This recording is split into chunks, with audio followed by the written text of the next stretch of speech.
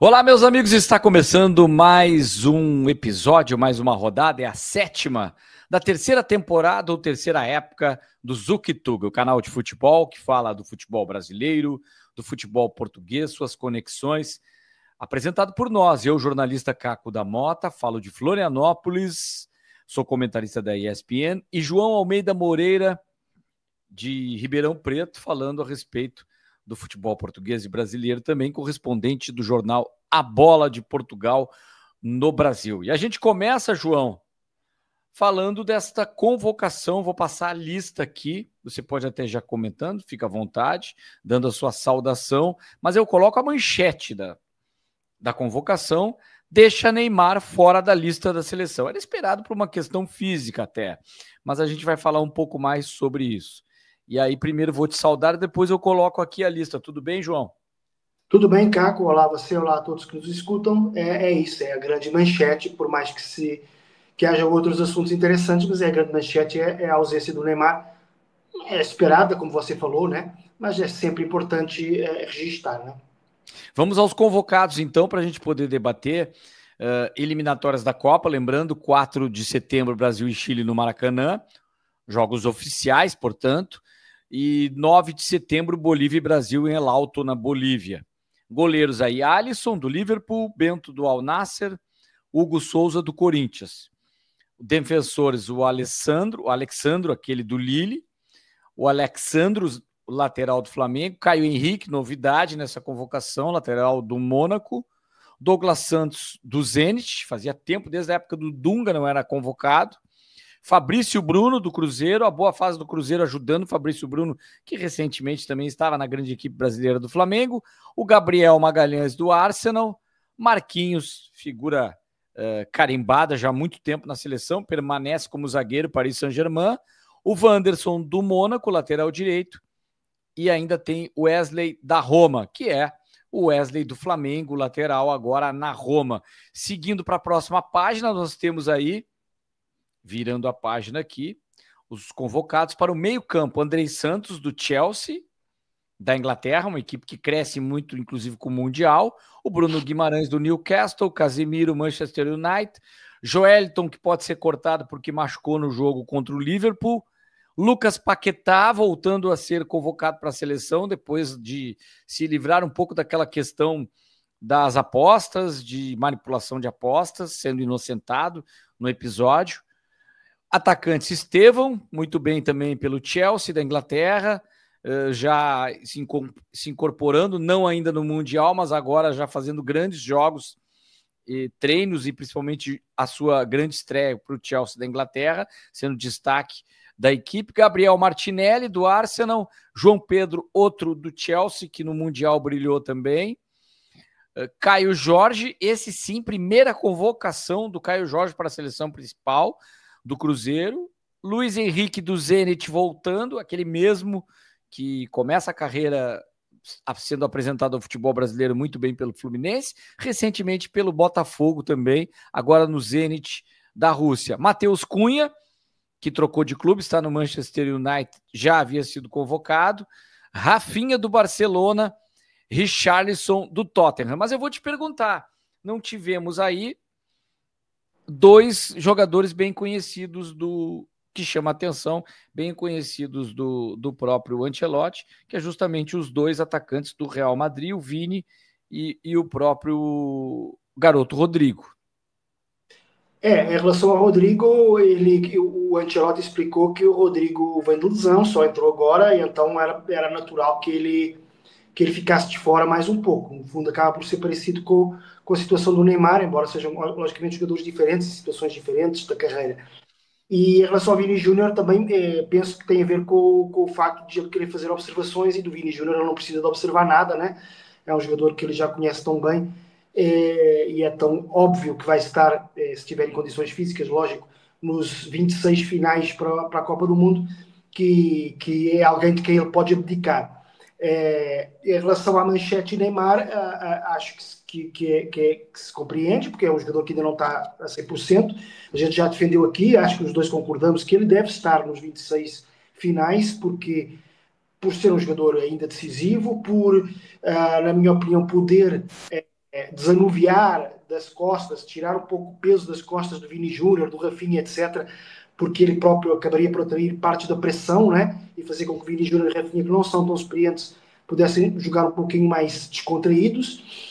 E a outra submanchete é realmente o Paquetá, né? Que volta, um jogador que chegou a suspeitar que pudesse ter a carreira bem comprometida, dá a volta por cima, ainda bem, porque é um ótimo jogador, é um jogador muito importante para ali para o meio campo, que é talvez a posição onde o Brasil esteja mais necessitado, né? Jogadores ali que corram, que dominem o meio campo. O Lucas Paquetá é um jogador bem ofensivo também, né? Mas pode defender, é um jogador fisicamente muito forte.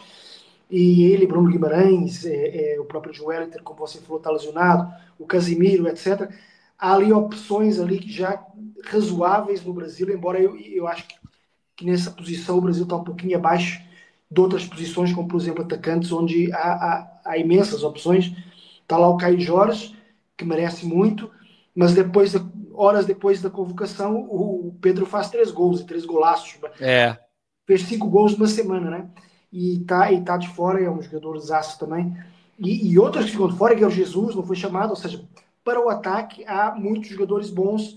É evidente, falta um Romário, um Ronaldo Fenômeno, aqueles jogadores que são indiscutíveis, aqueles jogadores que são tipo capitães, mas qualidade em quantidade há muita, né?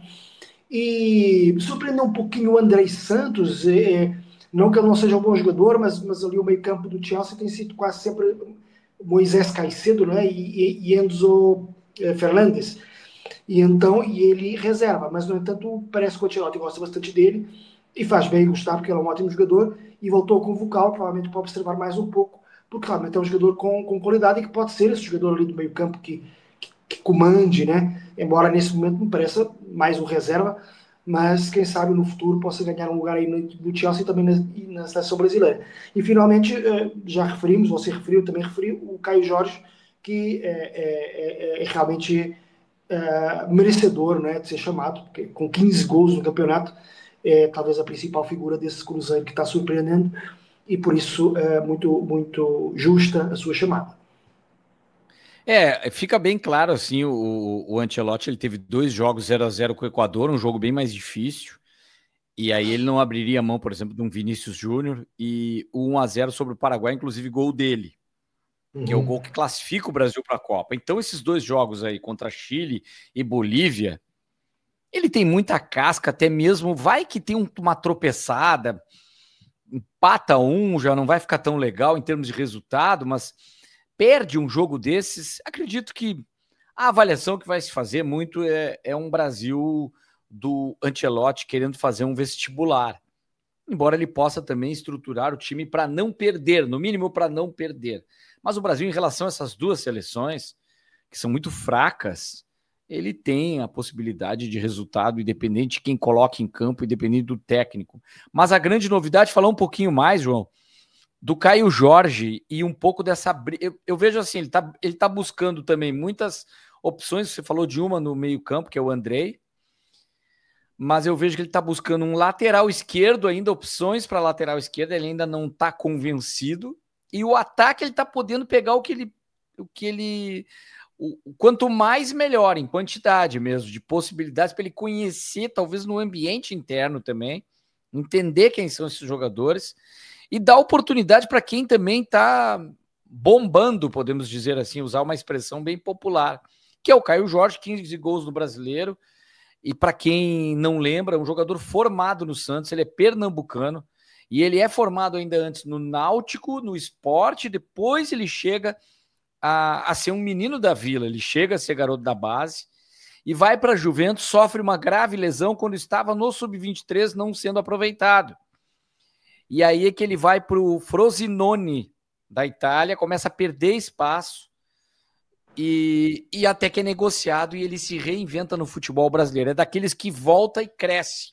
A gente não citou aqui, aí eu vou citar 2 que podem mesmo entrar. A gente discutiu isso, né, João? Você falou do Pedro, e no último episódio você também falou do Vitor Roque, que é outro que, na verdade, eles estão fazendo gols e estão crescendo produtivamente. O Pedro até por jogar menos Não só em qualidade, eu digo, em quantidade. Ele disputa muitas vezes a posição com o Bruno Henrique nessa máquina que é o Flamengo. Ele não tem tantas possibilidades, mas eu vejo esses dois jogadores também podendo entrar nessa lista até 2026, embora seja muito difícil. O João Pedro cresceu muito, mais como centroavante, nessa briga João Pedro e Pedro, que tem característica parecida, né? Entrou o Luiz Henrique também de novo, é outra novidade. Uma surpresa, né? Na altura, desculpa te interromper, mas na altura se falou Não, muito. eu quero debater contigo isso, né? Mas é uma característica diferente o Luiz Henrique também, né? Bem, naquela altura se falou muito que ele indo para o Zenit ficaria fora do radar, mas a verdade é que foi convocado. E foram mais jogadores do futebol russo convocados, mas quem ficou de fora foi o Gerson, né? Talvez porque tenha ido agora, ainda não esteja completamente adaptado. Houve alguns jogadores que. O próprio Jorge Jesus também talvez possa ser isso, jogadores que se transferiram agora mesmo, né? E então ele optou por deixar de fora porque ainda não estão adaptados, deve estar a querer deixá-los ficar no clube, né? Até para eles se Mas adaptar. esse está no radar, o Gerson, né? Com certeza. Sim, com certeza está, né? Talvez o Andrei tenha entrado na vaga dele até. Sim. Porque certamente seria ele. Se ele estivesse no Flamengo, se o Joeliton fosse cortado, eu tenho certeza que ele chamaria o cara mais prático para chamar seria o Gerson. Na hora. Né? Sim. Então eu vejo essa questão da disputa do ataque um problema para o Neymar. Parece que está tudo engatilhado para assim, Neymar, você tem que fazer a sua parte, do meio para frente. Até a presença do Paquetá tira uma vaga, porque o Neymar ele é tão dinâmico que ele pode jogar do meio para frente, ele pode ser o último do meio e também qualquer um dos atacantes, até como falso 9, a gente falou sobre isso. Mas o recado foi dado, estar bem fisicamente. Que não é o caso agora do Neymar, que ele está sendo preguiçoso, alguma coisa nesse sentido. Ele se machucou, mas o recado é dado de que controlar fisicamente a sua postura, ter uma disciplina física. Acho que é uma maneira de dar um recado para o Neymar, assim, bonito dizer que o Neymar não precisa ser testado, todo mundo conhece a qualidade dele. Mas lá na frente, quando o Ancelotti diz estar 100% fisicamente, não é se você torcer um tornozelo ou alguma coisa, mas estar bem preparado fisicamente quando você não estiver machucado, que muitas vezes não é o caso do Neymar. Ele não está a pleno na sua condição física, tudo bem que ficou lesionado, mas às vezes é viagem, outras coisas que o Neymar se desliga um pouco daquilo que é o principal, que é ser atleta de futebol, né, João? Exato, e jogadores que deram a volta por cima e de que maneira, né? Em Copas do Mundo, como o Ronaldo Fenômeno, ele passou todo o ano anterior à Copa do Mundo 2002 se esforçando muito para estar no auge da forma, e a verdade é que estava e foi a grande figura da competição, né? O próprio Maradona, antes de 86, de 85, ali, a partir de 85, ele se viu já em documentários, etc., ele se esforçou muito para estar no auge da forma física. E, no entanto, um e outro se dedicaram a 200% para estar em alta, tanto em 1986 o Maradona, que foi a grande figura, e em 2002 o Ronaldo Fenômeno. Portanto, o Neymar tem que tomar esse exemplo. E outra coisa só que eu queria falar, mudando de assunto, é que não ouvi ninguém perguntar lá na coletiva. Sim. E também nós ainda não falámos do Éder Militão. O que é natural, mas o Éder Militão também, tal como o Rodrigo, só está voltando agora, mas eu acho que o Éder Militão, em forma e sendo titular, acaba por ser chamado pelo Ancelotti, porque gosta muito dele, o conhece bem. Verdade. E acho que é um jogador que, além de ser ótimo zagueiro, pode fazer ainda a lateral direita. Ele no São Paulo até jogava mais como lateral direito, pelo menos a determinada altura, e portanto pode ser muito útil. Mas é só mais esse reparo. E o Neymar é isso, né? Que se lembre, que veja aí documentários que há aí do Maradona e do Ronaldo Fenômeno e se inspire neles para dar a volta por cima em 2026. Isso aí é importante, essa lembrança também. Aí vai a questão do 100% físico. Na lateral esquerda, então, João, o Ancelotti, ele chamou Carlos Augusto na última vez, da Inter, até improvisou o Beraldo, do PSG, não foram chamados agora. Aí tem o Caio Henrique, que está com 28 anos, do Mônaco. Teve uma passagem pelo Grêmio, eu não gostei do Caio Henrique. O Fluminense foi, de certa forma, um bom jogador, mas nunca achei assim um jogador para nível de seleção, porque ele teve na base da seleção isso, né? As seleções de base, até no próprio Atlético de Madrid não conseguiu as oportunidades que poderia ter depois que saiu da base do Santos. E o Douglas Santos retornando após quase 10 anos aí. Não era nem lembrado, né? Um amistoso com o Panamá. Eu fui pesquisar, João. Foi a última vez que ele esteve, em 2016, ainda na era Dunga. Tá com 31 anos, Luzente. Vejam a carência que a gente tem de laterais esquerdos. É algo que chama a atenção. De certa forma, eu vejo aí, é uma posição. Eu gosto de alguns outros jogadores que poderiam ter essa possibilidade. Não sei se você tem algum outro nome para lateral esquerdo. O Guilherme Arana não foi chamado em nenhuma das duas. Eu não sei se por questões físicas também, né? Mas Esse é muito bom. É mais uma opção, mas a verdade é que não há ninguém que se destaque muito dos outros. Por isso aquilo foi pegar o Alexandro separado, o Alexandro do Flamengo, porque o outro Alexandre é zagueiro, o Alexandre Ribeiro. E o Ayrton Lucas, que é o reserva, também é bom lateral, né? O Lucas também é. E o Flamengo ainda tem o Vinha, né? Olha só como é o brincadeiro. Esse não é brasileiro, mas vejam como tem lateral, né? Impressionante. Como tem jogador para a posição. Mas o Ancelotti deve ter visto, bom, não há nenhum que se destaque tanto, porque é que eu não vou pegar o anterior, que era o titular em 2022, para ter um pouquinho de estabilidade na posição, e por isso chamou o Alexandre, que é um bom jogador, sem dúvida, continua sendo um bom jogador, experiente, obviamente não é um jogador que encante, não é o Roberto Carlos, não é o Júnior Maestro, né? Mas é alguém de qualidade, cada vez mais experiente, que pode ser interessante. Eu acho que ele poderá acabar por ser o titular no Mundial. É evidente que estamos a uma grande distância, isto é mais um exercício de adivinhação do que outra coisa qualquer, mas acho que o Alexandre talvez esteja um passinho à frente dos demais, percebendo que os demais, como você falou, Caio Henrique, Douglas Santos, o próprio Arana, etc., não são indiscutíveis, né? Então, se não é indiscutíveis, talvez não é, e mantendo o que já lá estava, que é o Alexandre. Não temos mais o Felipe Luiz, que virou técnico. Por exemplo, também o Marcelo, o Wendel, que depois que saiu do Porto e ficou, é um que perdeu espaço também. Então não temos assim. Acabou a carreira, né? Marcelo ainda reinou uns anos, né? Mas o próprio Marcelo, exatamente. É uma posição difícil. Agora, eu fiz um levantamento, João, vou passar junto contigo aqui. Fica à vontade para comentar, que é interessante o seguinte: jogadores convocados na era Tite. Vejam como está mudando a fotografia. Alisson e Ederson, os mais convocados como goleiros. Aí nós temos hoje Alisson, Bento e Hugo Souza. Já temos novidade. O Ederson perdendo espaço. Laterais direitos. Nós tínhamos o Daniel Alves e o Fagner, os mais convocados desse período. Isso aí mudou completamente. Marquinhos e Thiago Silva. Marquinhos ainda permanece. 17 convocações do Marquinhos, 15 do Thiago Silva. Volantes, Casemiro voltando, Paulinho, um jogador esquecido para essa próxima Copa do Mundo. Meias, armadores, jogador meio-campo ofensivo. Felipe Coutinho, por mais que tenha sido destaque na goleada do Vasco, recentemente contra o Santos, não sei se é um jogador que pode voltar ao radar pela sua qualidade técnica. Renato Augusto nem se fala, muito menos. Atacantes, Roberto Firmino, fora do radar. Gabriel Jesus, você citou, não sei se ainda entraria. Eu acredito que não.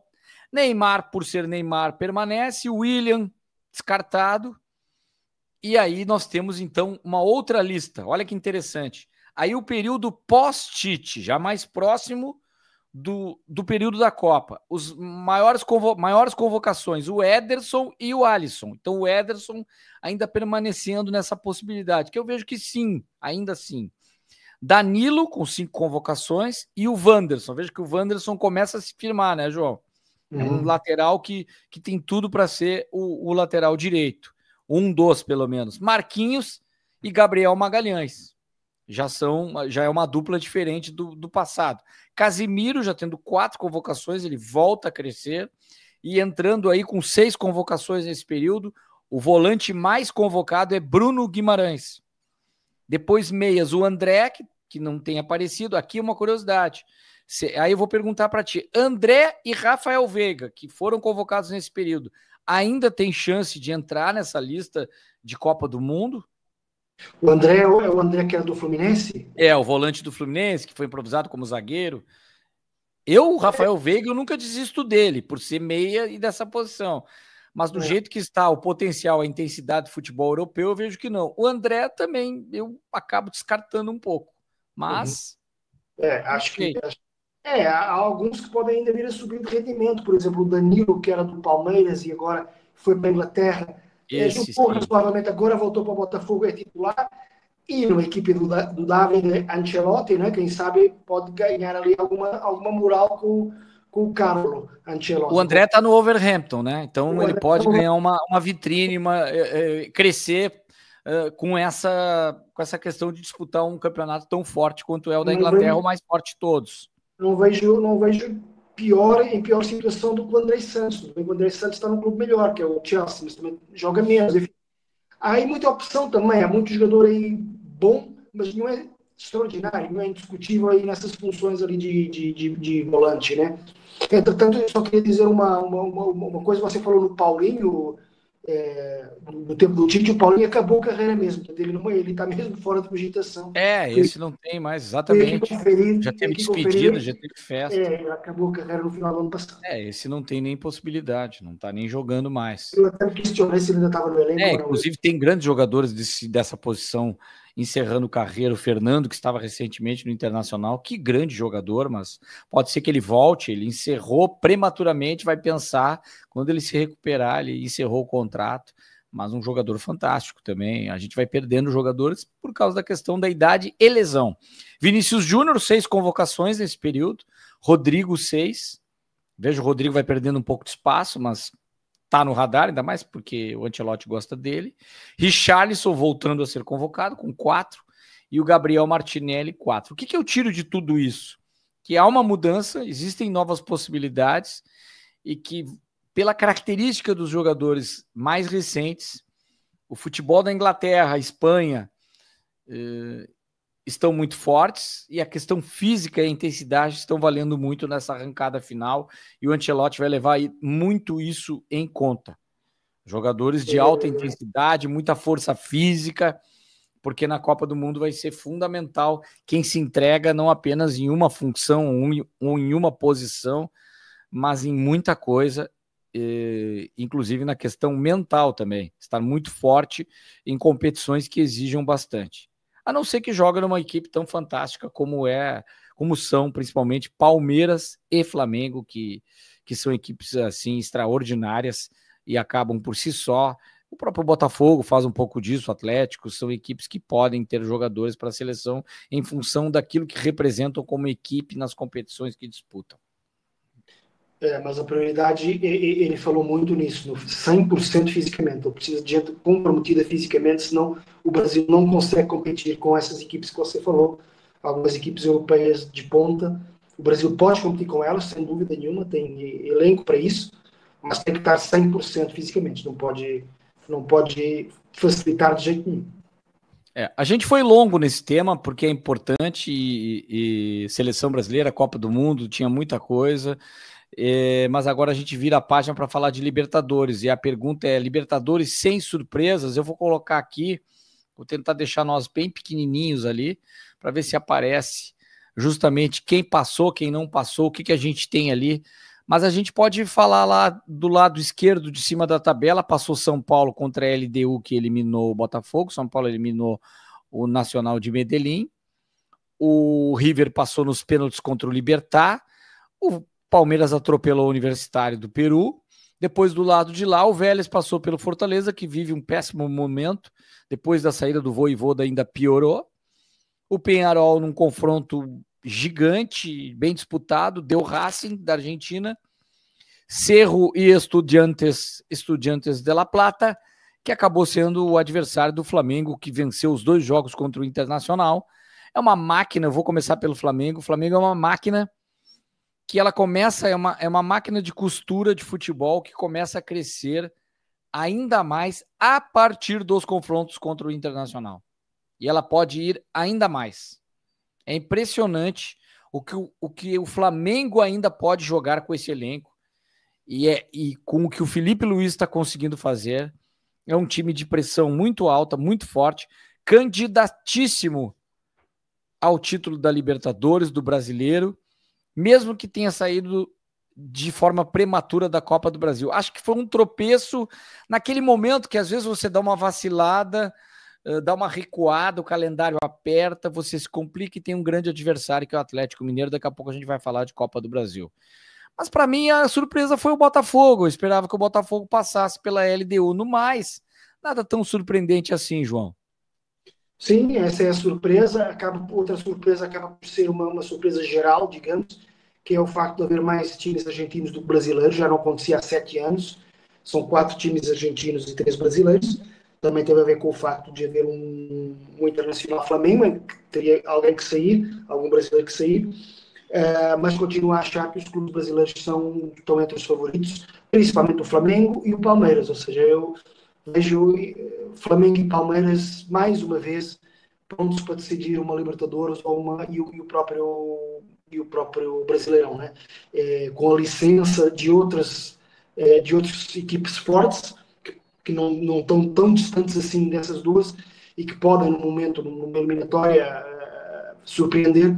Mas acho que se continuar a lógica, o Palmeiras passa, a gente está a ver aí o chaveamento, né? O Palmeiras passa o River Plate, acho que passa qualquer time do lado do quadro, do lado da chave dele, inclusive o São Paulo, embora obviamente o Palmeiras São Paulo tenha outras emoções à mistura, não é um clássico, e vejo também o Flamengo superior a qualquer uma das equipes que está do lado dele, e portanto prevejo uma final Palmeiras-Flamengo aqui e da mesma forma que prevejo no Brasileirão um campeonato decidido entre os dois, por mais que o Cruzeiro esteja a dar luta nesse momento, mas parece-me já um pouquinho a uma certa distância, está com mais 2 jogos do que o Palmeiras e mais um jogo do que o Flamengo e no entanto já está atrás em termos pontuais. O que é curioso é que justamente o nosso próximo tema não tem os favoritos da Libertadores. Nem Palmeiras, nem Flamengo estão nesta competição, que abre caminho para outras equipes de um nível talvez mais equilibrado possam brigar por esse título. E é impressionante o equilíbrio. A gente começa nesta quarta-feira com Atlético e Cruzeiro, clássico mineiro. E pelo que eu tenho visto do Cruzeiro nos jogos recentes, eu estou apostando mais no Atlético e já vencendo esse primeiro jogo por 2-1 é o meu palpite, João. Eu ponho aí 2-0 mesmo para o Atlético. Acho que o Atlético vai mais longe na Copa do Brasil. O Cruzeiro muito empenhado no Brasileirão. Acho que vai dar 2-0 para o Atlético. Tem mais individualidades, apesar do Caio Jorge, do Matheus Pereira, etc. Mas tem mais individualidades ali para aparecer num jogo de Copa do Brasil. Scarpa, Hulk, enfim, é uma equipe que tem muita força. O Cuca é bom nesse tipo de competição também. Acredito que o Galo pode ir melhor. Mas torcedor do Cruzeiro que não briga com a gente tem ótimas possibilidades de classificar, é claro. É um confronto duro, difícil para os dois. Atlético Paranaense tem o jogo da volta, né? A gente nem deu o palpite da volta. Isso é a ida, mas eu acredito que vai passar o Galo. Atlético Paranaense e Corinthians. Olha, dada a instabilidade do Corinthians, eu não sei se não vai dar o Atlético Paranaense nessa Copa do Brasil, nesse confronto. Aí talvez seja a surpresa, porque o Atlético não tá bem na Série B, não vem bem, mas num jogo como esse, cresce com a sua torcida, jogando em casa, e vai que faz 1-0 ou até um 2-0, eu vou apostar. E aí o Corinthians se complica no jogo da volta, vai ter que fazer resultado e vai se complicar. Para mim, Atlético Paranaense 2-0. Aliás, eu acertei o que aconteceu com o Palmeiras, lembra, João? Que eu falava que ia dar um empate na Libertadores, ia ficar todo mundo cobrando o Abel pelo jogo, enfim, né? E aí todo mundo ficou cobrando o Abel justamente pelo resultado que acabou não sendo aquilo que todo mundo esperava, né? E aí se justificando, ficando irritado, tudo aquilo que eu falei acabou acontecendo.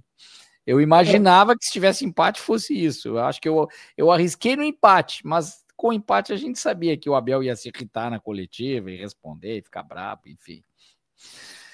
Qual é o teu palpite para o Atlético e Corinthians? Eu vejo o Atlético ganhando 1-0, né? Porque ali a Arena da Baixada, né? Ainda é um treino muito difícil, muito forte, mas depois a Neoquímica Arena é tanto ou mais, e por isso acredito que o Corinthians depois conseguir resolver em casa, até porque o Atlético Paranaense, logicamente, está com um elenco bem mais fraco do que o Corinthians, é time de segunda divisão e do meio da tabela da segunda divisão, né? Então acho que vai acabar por imperar o Corinthians. Não aposto como você na surpresa nesse duelo, embora Nunca se deva menosprezar o Furacão, né? Tipo, com muito prestígio, inclusive, na Copa do Brasil.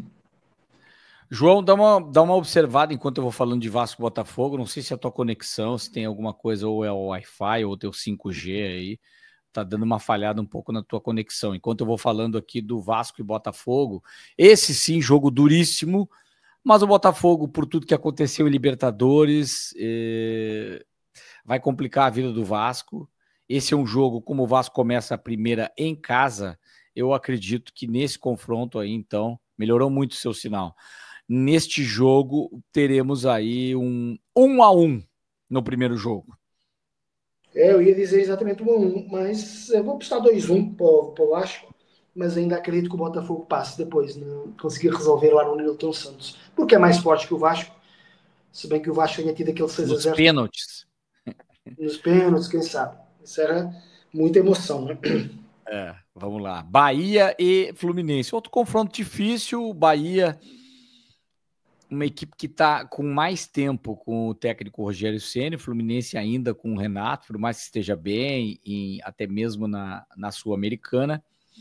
É muita competição para o Fluminense. Não sei se tem elenco para tanta competição assim. Veio do Mundial, foi a melhor equipe no Mundial. Isso dá um status que o Fluminense é favorito no confronto, mas eu vejo que esse primeiro jogo vai dar Bahia por 2-1. Depois tem que ver o que o Fluminense consegue fazer no jogo da volta. Esse aí vai dar Bahia 2, Fluminense 1. Eu vejo Bahia 1, Fluminense 0 e depois Bahia consegue empatar lá no Maracanã e passa o Bahia, meu palpite. Por causa disso que você falou, o Fluminense não tem elenco para tudo isso. Acho que o Renato está a fazer muitas omeletes para os ovos que tem, mas há uma altura que acaba por faltar ali um pouco de ovo, né? E o Bahia tá cada vez consolidando mais essa questão do como funciona isso, ter o apoio, o aporte do Grupo City.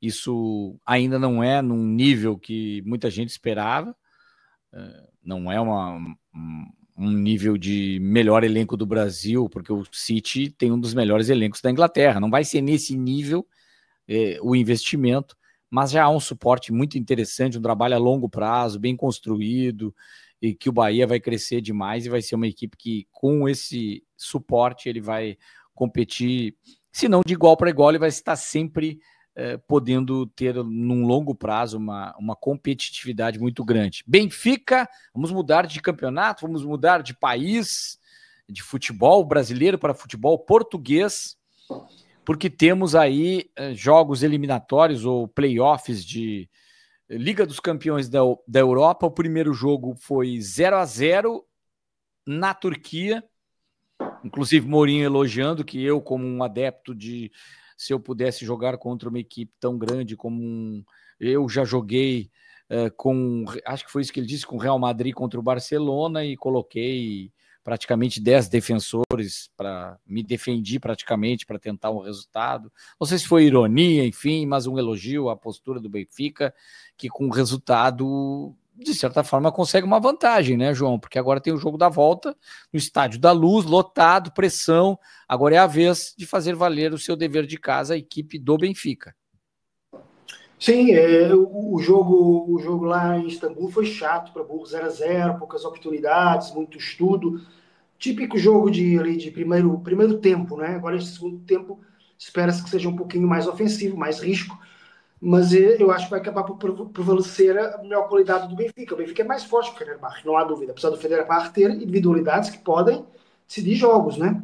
Mas eu acredito que o Benfica passe, de qualquer forma, a uma final de campeonato quase, né? Essas pré-eliminatórias da Liga dos Campeões são muito importantes porque representam muito dinheiro, muito prestígio, né? É muito diferente de você estar ou não estar na Liga dos Campeões.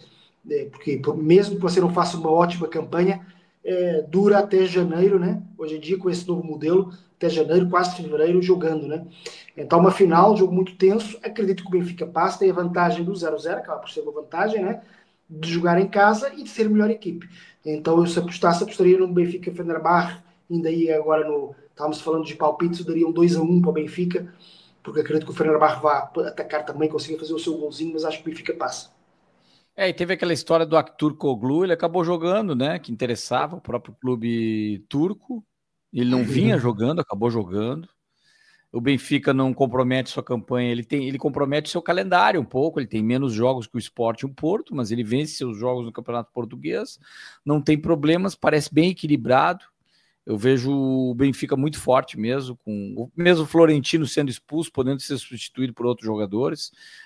Tem jogadores interessantes no meio para entrar, o próprio Leandro Barreiro, sendo mais ofensivo até com esse jogador, um jogador de Luxemburgo, que é muito bom jogador, gosto muito desse jogador do Benfica. Embora o Richard Rios comece a se justificar de alguma forma que não está sendo aquilo que se esperava, eu já vejo algumas críticas, alguma coisa, mas é muito cedo aí, no meio campo muito forte.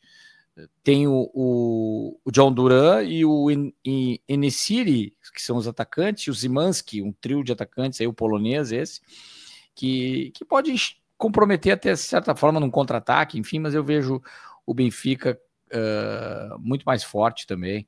E se é para dar um palpite, acredito que vai ser um 3-0 até o Benfica. Vai atropelar o time turco e se classificar numa bonita festa com o seu torcedor, com o Pavlidis fazendo 2 gols aí, e aí um outro alguém, talvez até o Otamendi de cabeça vai lá e faz um terceiro na raça do Otamendi, que é sempre uma marca muito forte do Benfica.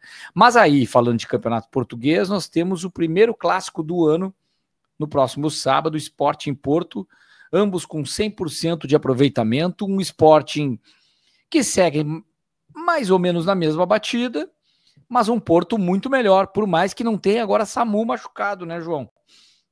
Exato, é um desfalque. Outro desfalque é o Rodrigo Mora, né, que é talvez a grande surpresa desta era Farioli, é ele abdicar um pouco do Rodrigo Mora.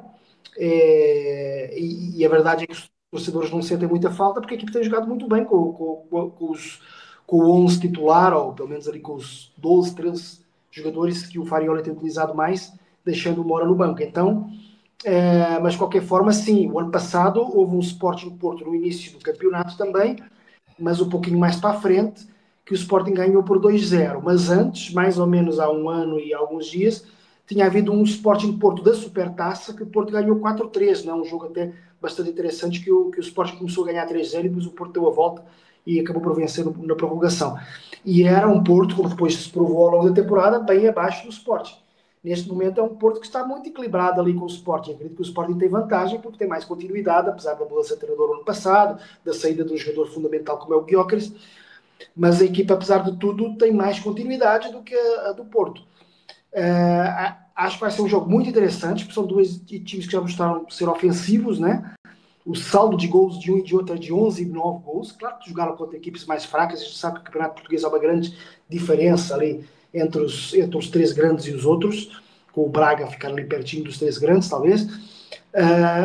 Mas acredito que possa ser um jogo interessante, porque o Porto não parece, este Porto de Fariola, de ser uma equipe que vá defender ou que vá tentar jogar tudo pelo empate. Acredito que o empate é melhor sempre para o grande que está a jogar fora, mas acredito que possa haver muitas oportunidades lado a lado e possa ser um jogo bem interessante. O que chama atenção, o número de gols feitos, é que são contra equipes que não costumavam, nas últimas temporadas, tomar tanto gols. O Casapia não era para tomar 4-0 algumas temporadas atrás. Outras equipes, sim, o Nacional da Madeira, sim. Esse sim, que o Sport tocou 4-1, mas o Arouca também tomar de 6, são coisas assim, por mais que tenha sido na casa, o Sport tocou 6 no Arouca, eram equipes que não sofriam tantos gols assim, às vezes ameaçavam, empatavam por 2-2, o caso do Arouca teve empates importantes na casa do Benfica, na casa do Sporting. Houve um salto geral dos grandes de Portugal, e nessa puxada, nessa batida está o Porto, e eu vejo que se ele consegue um empate, já entendendo um pouco já há 3 temporadas, vai fazer 4 temporadas que eu comento o Campeonato Português, conhecendo bem, um empate em Alvalade para o Porto seria um grande resultado, porque já colocaria assim, de certa forma, que está no mesmo nível pelo resultado, mesmo que não esteja, mas ele tem depois um jogo da volta para fazer o resultado em casa, caso esteja brigando pelo título justamente contra o próprio Sport. Eu vejo o Porto correndo por fora, mas esse ano brigando também pelo título com o próprio Benfica, que também vem forte, e ainda o Sporting é a melhor equipe, por mais que não tenha o Gyökeres, a gente falou muito disso. Sem o Samu, com o Luuk de Jong, tem jogadores fantásticos chegando ao Porto essa temporada. O dinamarquês Frohnhold é um grande jogador.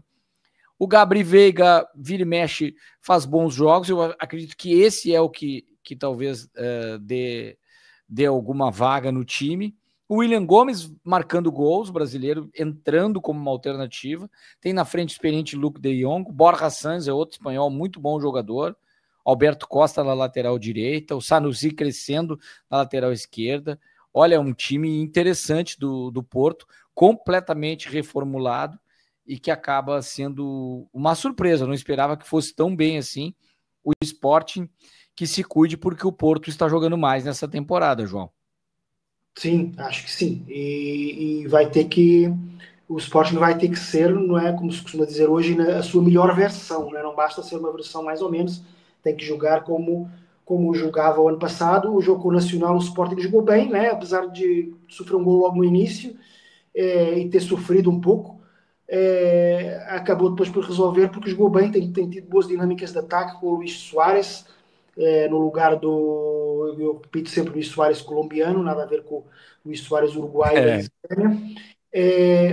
Que é um jogador mais móvel ainda do que o Gyökeres, não que o Gyökeres fosse paradão, era um jogador que corria muito, mas obviamente por causa até do corpo ficava mais parado, era mais físico. O Luís Soares não, é mais baixinho, mas tem se integrado bem tanto com o Pote como com o Trincão, e tem que ser um Sporting de muita qualidade no ataque, com a ajuda de Catamo, com a ajuda de Kenda, com a ajuda de outros, para conseguir realmente furar a defesa do Porto e ter muito cuidado na defesa, porque o Porto está muito mais forte ofensivamente. Eu gosto demais do Trincão, que cada vez cresce mais, e estava sentindo saudade do bom futebol do Pedro Pote. Aí o Pedro Pote, que eu falava que não estava bem, que tinha que melhorar, marca 3 gols contra a equipe do Nacional da Madeira. Tem a fragilidade, teve jogador expulso, mas quem marca 3 gols num jogo é porque volta com tudo, tá de novo sendo aquele grande jogador que pode dar uma mobilidade diferente nesse novo sistema que já falamos no último episódio. Para quem não viu, não precisa ficar só nesse, se inscreve no canal, assiste o anterior, nem sempre é uma coisa factual, mas lá tem um pouco da nossa análise do novo sistema de jogo do Sporting, que vai encarar esse Porto, que também mudou o sistema, diferente do Martin Anselmi. É um jogo mais propositivo, mais ofensivo, e do Farioli italiano, e é muito interessante ver essas duas equipes. Estou muito curioso para ver esse jogo.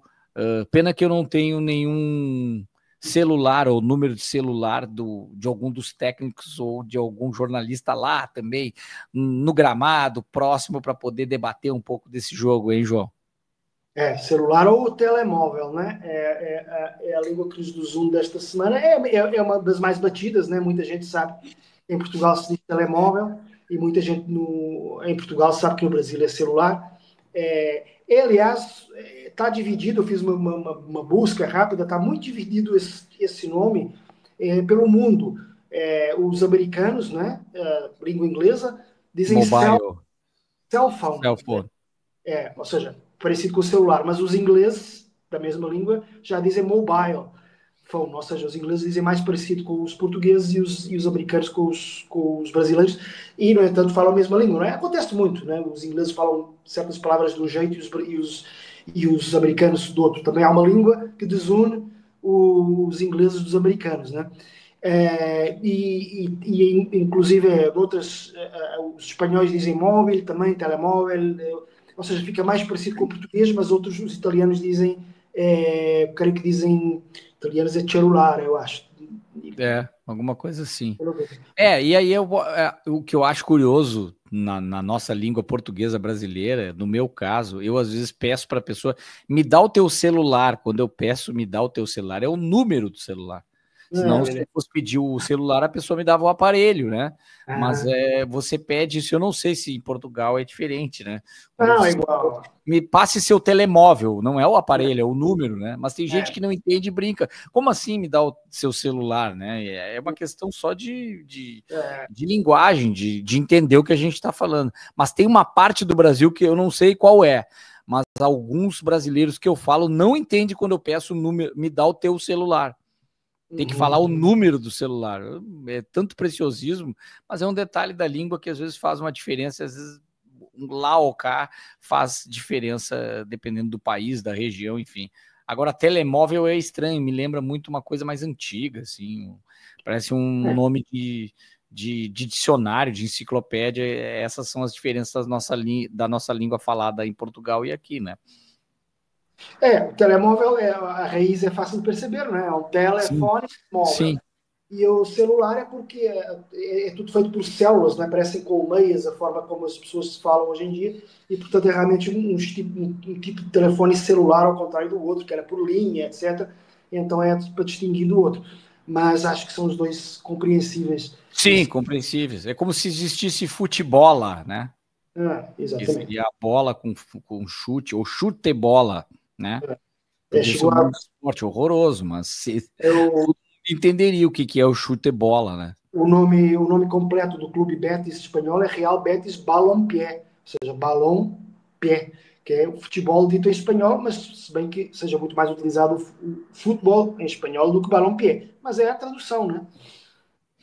Legal, então a gente se encontra no próximo episódio, será o 8º da 3ª temporada, com repercussões do Clássico Portugal, alguma repercussão também já dos jogos de ida da Copa do Brasil, Campeonato Brasileiro e tudo mais a respeito dos clubes fantásticos que temos hoje. Para mim, Palmeiras e Flamengo estão jogando demais, principalmente Flamengo. Estou cada vez mais encantado com esse time do Felipe Luiz.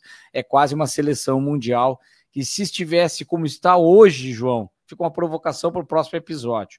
Se estivesse jogando o que está jogando hoje no Mundial de Clubes, eu acredito que teria chance até mesmo para chegar na final e fazer o enfrentamento com uma equipe como o Chelsea, por exemplo, que inclusive ele ganhou na primeira fase, mas não chegou à decisão. Você vê só a lista de contratações nesse mercado agora do Flamengo, e é uma lista de contratações de fazer inveja a qualquer grande clube europeu, né? Ou seja, apostou muito. Também vendeu jogadores pesados, como o Wesley, o Gerson, mas realmente está financeiramente muito forte, com um treinador que parece ter muita qualidade e consegue colocar a equipe a jogar muito bem. Basta ver, acho que nem falou do 8-0, né? De algumas horas pro Vitória, né? Mas acho que ficou implícito ao longo do programa.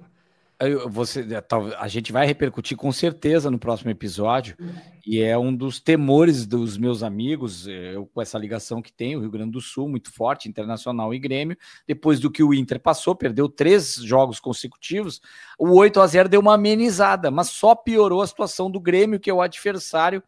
O Flamengo é o adversário do Grêmio, do Brasileiro, no Maracanã, vai viver o mesmo cenário que o Vitória da Bahia. Ou seja, está todo mundo apavorado porque talvez o Mano, dependendo do resultado, possa nem ser mais técnico do Grêmio, e amenizou a situação do Roger, porque ele também está sendo ameaçado caso não vença o Fortaleza no final de semana. Então, talvez uma das nossas pautas seja, e já tem tantas, a dança das cadeiras aí, até porque caiu o técnico do Vitória, o Carille já caiu. Exatamente. Então, certamente poderemos ter mais técnicos desempregados na próxima semana para a gente repercutir. Tá certo, João? Um abraço, até a próxima. Um abraço, até a próxima.